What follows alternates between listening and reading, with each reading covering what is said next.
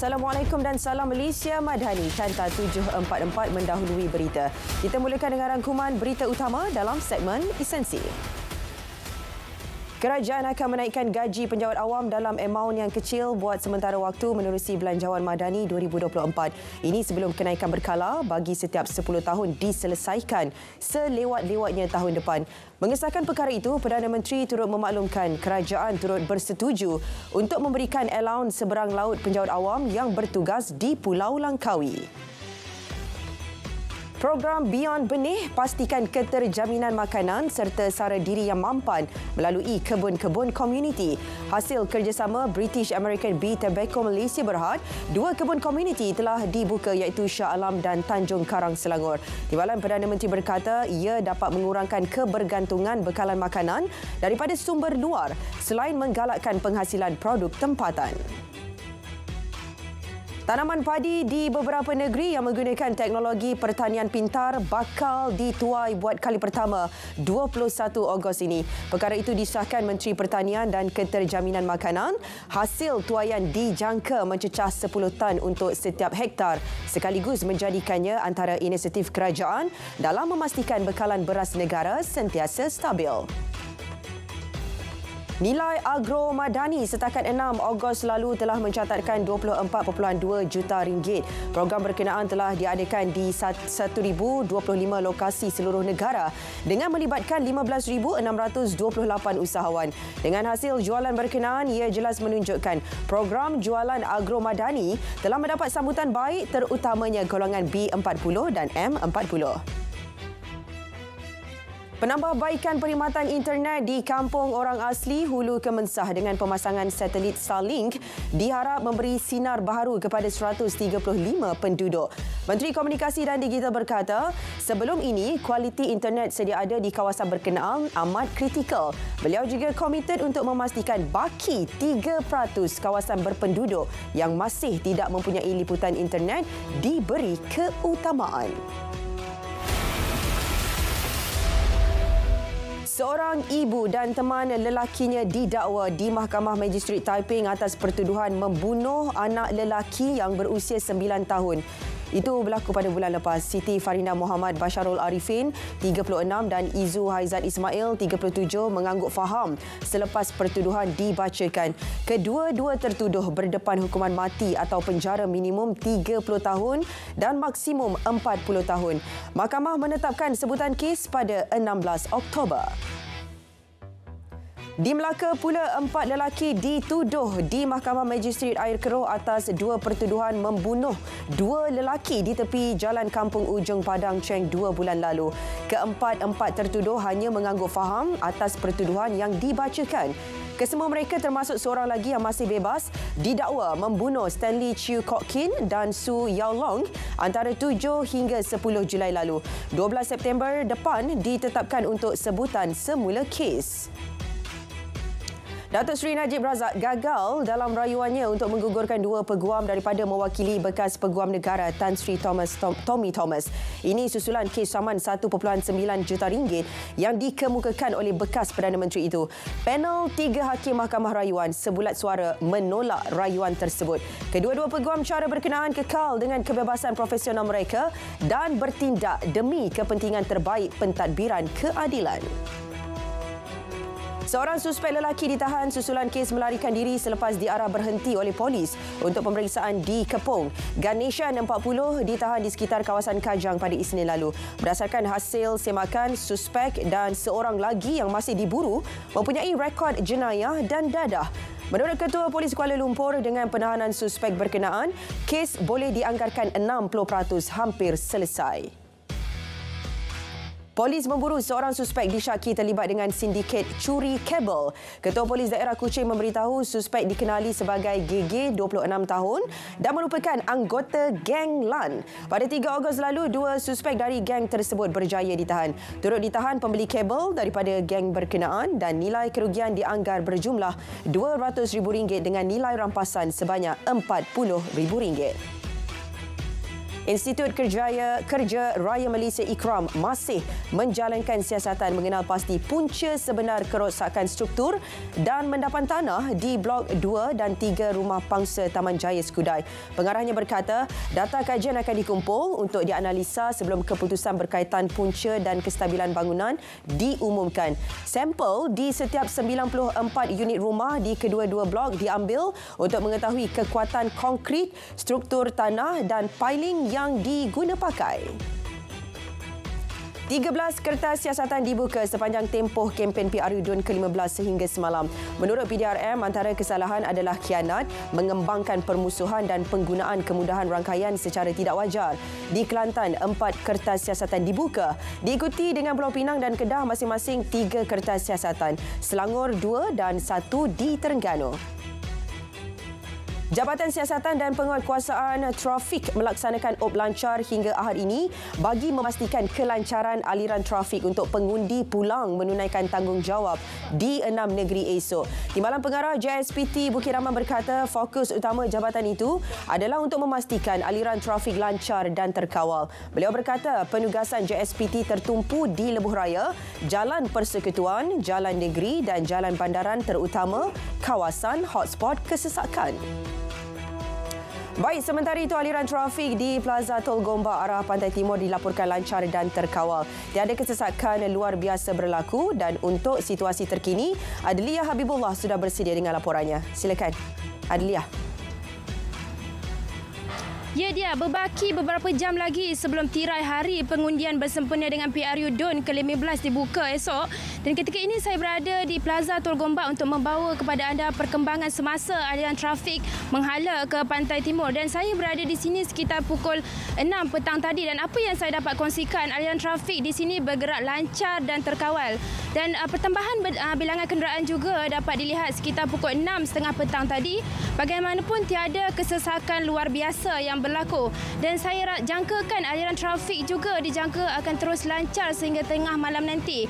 Bagaimanapun saya kira aliran trafik yang lancar ini juga didorong oleh masyarakat yang sudah mula merancang perjalanan mereka pulang ke kampung halaman secara berperingkat untuk menunaikan tanggungjawab mereka sebagai pengundi esok. Dan menerusi laman media sosial Lembaga Lebuh Raya Malaysia LLM turut melaporkan aliran trafik di Lebuh Raya LPT1 dan Kuala Lumpur Karak juga dalam keadaan lancar dan terkawal. Dan pada hari ini cuaca juga dalam keadaan baik dan jika anda yang mungkin merancang untuk memulakan perjalanan pulang ke kampung halaman pada malam ini diingatkan untuk sentiasa berwaspada dan mematuhi had laju yang telah ditetapkan.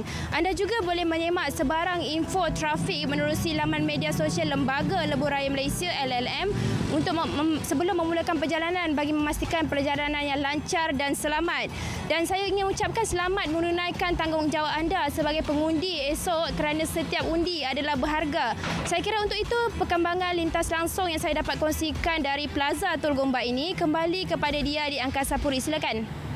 Baik, terima kasih Adliah untuk perkembangan trafik. SPR menjangkakan peratusan keluar mengundi pada PRU DUN ke-15 dan PRK Parlimen Kuala Terengganu melebihi 85%. Pengerusinya berkata jika jumlah peratusan itu tercapai, ia melebihi peratusan keluar mengundi sebanyak 74.7 yang direkodkan pada PRU November lepas. Beliau menyeru semua pengundi keluar melaksanakan tanggungjawab masing-masing demi negara serta tidak sesekali menyerahkan kad pengenalan kepada individu yang tidak dikenali. Menjelang PRU DUN ke-15 esok, 10 peti undi dihantar melalui udara ke 6 pos pedalaman orang asli di daerah Gua Musang. 5 buah helikopter digunakan bagi menghantar 2 DUN iaitu Galas dan Nenggiri. Manakala 31 kenderaan pacuan 4 roda turut digunakan bagi menghantar kira-kira 84 petugas melalui jalan darat. Penerbangan pertama bermula pukul 10 pagi dengan melibatkan 9 penerbangan. Segala persiapan produksi dan teknikal telah dibuat bagi menghadapi PRU DUN ke-15 esok. Ketua Pengarah Penyiaran berkata kesiapsiagaan itu bagi memastikan siaran berjalan lancar dan menjadikan RTM kekal relevan dalam menyalurkan maklumat yang cekap, tepat dan sahih. Beliau optimis RTM akan sentiasa memberikan liputan yang terbaik berdasarkan pengalaman luas RTM dalam acara berskala besar seumpama ini. Sebanyak 300,000 naskah terjemahan Al-Quran dalam 10 bahasa telah siap dicetak melalui kempen sejuta naskah Al-Quran. Kempen sebagai respon membantah tindakan Islamofobia, kumpulan anti-Islam dan ultranasionalis di Denmark. Agihan ke seluruh dunia akan dibuat mulai 16 September ini. Kempen selama 2 tahun itu mempunyai 2 fasa yang mensasarkan 500,000 naskah untuk setiap fasa. Kementerian Pembangunan Wanita, Keluarga dan Masyarakat dalam perancangan menguatkuasakan undang-undang pemasangan CCTV di setiap premis taska berdaftar. Ke arah itu, perbincangan di peringkat kementerian melibatkan agensi dan jabatan berkaitan akan dilakukan dalam masa terdekat. Dengan pemasangan CCTV, ia dapat mengembalikan keyakinan penjaga untuk menghantar anak mereka. RM100 juta peruntukan tambahan kepada Tekun Nasional akan membantu dan memberi manfaat kepada usahawan mikro dan usahawan tidak formal. Pada masa yang sama, jelas Menteri Kuskop, usaha mengantarabangsakan PKS dan menoktahkan kemiskinan melalui keusahawanan juga antara agenda pihaknya bagi membantu menjayakan ekonomi madani. Ia juga selaras hasrat menjadikan Malaysia sebagai peneraju ekonomi Asia. Malaysia dijangka mampu menurunkan defisit fiskalnya sebanyak 5.0% daripada unjuran KDNK tahun ini berdasarkan data fiskal dicatat pada Jun. Untuk separuh pertama 2023, Malaysia mencatat defisit fiskal 2.2% berbanding KDNK. Perbelanjaan juga dijangka melonjak menjelang separuh kedua 2023 berdasarkan pengumuman subsidi tarif elektrik, subsidi harga ayam dan telur serta pemberian tunai baharu. Keuntungan bersih Farma Niaga Berhad pada suku kedua berakhir 30 Jun 2023 naik kepada RM1.96 juta berbanding RM722,000 dalam tempoh sama tahun lepas. Dalam maklumat kepada Bursa Malaysia, perolehan syarikat itu turut meningkat 11.5% kepada RM848.73 juta daripada RM761.10 juta sebelum ini. Ia didorong oleh jualan yang tinggi dalam segmen bukan konsesi dan operasi di Indonesia pada suku kedua. KWSP komited memastikan persekitaran kerja kekal, inklusif serta menghormati suara pekerjanya. Dialog dan kerjasama yang membawa ke arah penyelesaian adil, saksama dan munasabah sedia dibuat. Beberapa sesi perbincangan telah diadakan untuk mendapatkan maklum balas dan pandangan ahli jawatan kuasa kesatuan. Ini termasuk sesi khusus dengan kesatuan di Sabah dan Sarawak. IPTA dan IPTS disaran melaksanakan program pasport keselamatan agar para pelajar lebih bersedia dan mempunyai pemahaman tentang risiko keselamatan di tempat kerja. Ke arah itu, Menteri Sumber Manusia berkata, institusi terbabit boleh mengadakan kerjasama strategik dengan Institut Keselamatan dan Kesihatan Pekerjaan Negara NIOSH.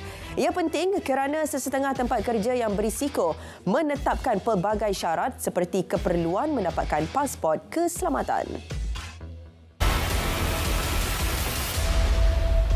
Harga beras ekspor Asia terus berdepan kenaikan mendadak minggu ini. Ia susulan pengekspor utama iaitu India mengeluarkan larangan ekspor beras putih bukan basmati bulan lalu. Keputusan itu mencetuskan kebimbangan terhadap krisis bekalan global bahan ruji berkenaan. Harga beras Vietnam dan Thailand kini melonjak hampir 20%. Ibu negara Indonesia, Jakarta menjadi bandar besar paling tercemar di dunia.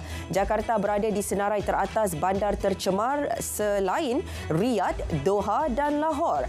Menurut firma pemantau kualiti udara IQ Air, pencemaran udara itu dianggarkan menyumbang kepada 7 juta kematian pramatang setiap tahun. Ia dianggap satu-satunya risiko kesihatan alam sekitar terbesar oleh PBB. Sehingga Khamis, 29 maut manakala 16 lagi dilaporkan hilang akibat banjir di wilayah Hebei di utara China baru-baru ini. Banjir teruk itu turut menjejaskan 110 negeri, bandar dan daerah di wilayah berkenaan. Banyak rumah dan infrastruktur rosak dengan kerugian kira-kira $13.38 bilion Amerika. Banjir turut menjejaskan kira-kira 3.89 juta penduduk. Di selatan Myanmar, lebih 18,000 penduduk di Kayin dipindahkan apabila air sungai melepasi paras bahaya. Tempat pelindungan tambahan dibuka di 6 buah bandar dengan 11 pusat pelindungan keseluruhannya. Beberapa perkhidmatan kereta api antara Yangon dan Maulam Nyain dibatalkan. Jabatan Meteorologi dan Hidrologi turut melaporkan 6 sungai melebihi paras bahaya. Sekurang-kurangnya 53 orang disahkan maut dalam kebakaran hutan di Pulau Maui di Hawaii. 17 daripada kematian itu disahkan ketika proses pemadaman api pada Jumaat. Beratus-ratus bangunan di pusat bandar bersejarah Lahaina turut musnah. Susulan itu, Presiden Joe Biden mengisytiharkan bencana besar ke atas Hawaii. Bantuan persekutuan turut diberi di kawasan yang terjejas. Pemimpin Afrika Barat meluluskan kerahan pasukan tentera pengganti bagi memulihkan kuasa perlembagaan di Niger. Campur tangan itu akan dilakukan secepat mungkin di bawah naungan Blok 15 anggota negara serantau Komuniti Ekonomi Negara-Negara Afrika Barat. Bagaimanapun, butiran lanjut mengenai pasukan kerahan atau jadual bagi tindakan tidak didedahkan.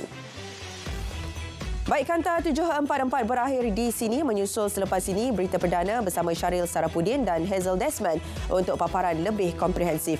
Malaysia Madani, tekad perpaduan, penuhi harapan.